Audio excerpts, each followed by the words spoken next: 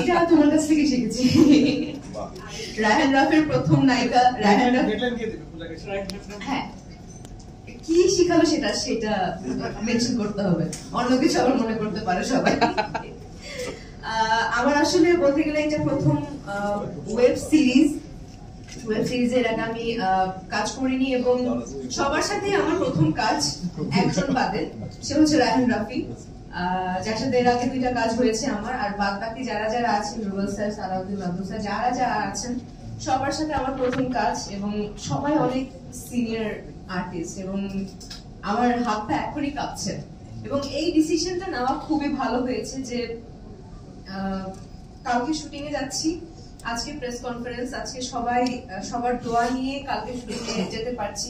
এই জিনিসটা আমার খুবই ভালো লেগেছে, কারণ সবার দোয়া আসলে একটা কাজের জন্য কিংবা যে কোনো কিছুর জন্য অনেক বেশি ইম্পর্টেন্ট। তো থ্যাংক ইউ সো মাচ বঙ্গকে। ভাই আপনাকে অনেক অনেক ধন্যবাদ। আপনার সাথে প্রথম অনেক কাজের কথা হয়েছে, বাট সব মিলিয়ে আসলে কাজটা করে ওঠা হয়নি। বাট ফাইনালি এখন আমরা ব্ল্যাক মানি দিয়ে স্টার্ট করছি, আশা করছি বঙ্গের অনেক কাজে আমি থাকতে পারবো।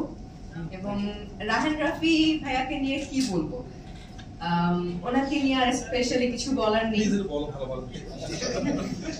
এক্সকিউজ মি, আমরা দুজনে একসাথে পথ চলা শুরু করেছি, তো আমাকে নিয়ে, আমি তাকে নিয়ে বললে আসলে ইমোশনাল হয়ে পড়বো, কারণ আমরা একসাথে পোড়ামন 2 দিয়ে যেতে এখন চমকে গিয়েছিলাম।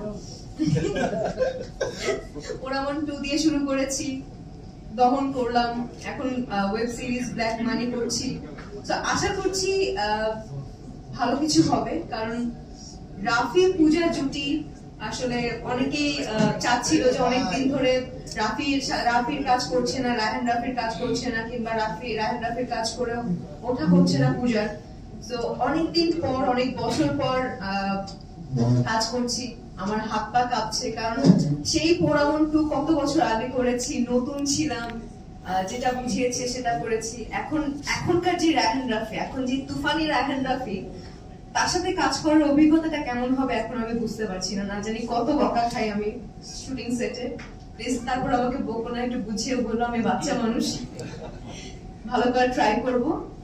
অনেক অনেক ধন্যবাদ আপনাদের সবাইকে।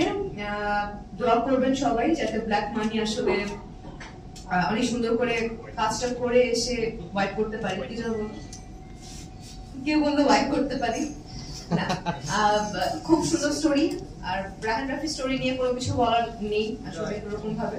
তো দোয়া করবেন সবাই যাতে কাজটা ভালো করে আসতে পারি এবং আপনাদেরকে সুন্দর করে দেখাতে পারি। Thank you.